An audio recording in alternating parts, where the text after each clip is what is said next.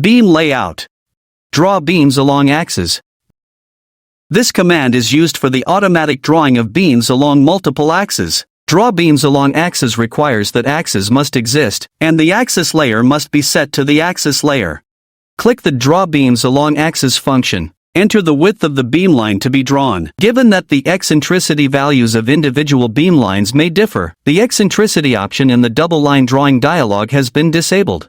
Beam types are classified as main beams and secondary beams. Beam lines can be drawn as either solid lines or dashed lines. After selecting the beam type and the desired line type, specify the first point and the second point for generating beam lines on the grid. At beamline intersections, the program will perform break processing according to predefined priority rules. Beam layout along axis completed. Draw beam.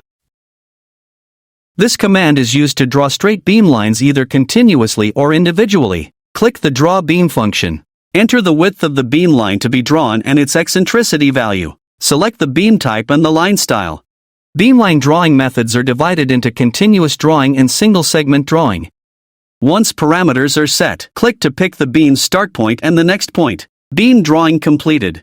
Copy beam.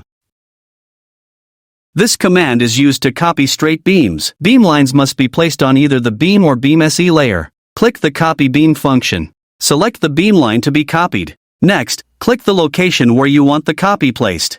The program will use the distance between the clicked point and the selected beam line as the default copy spacing.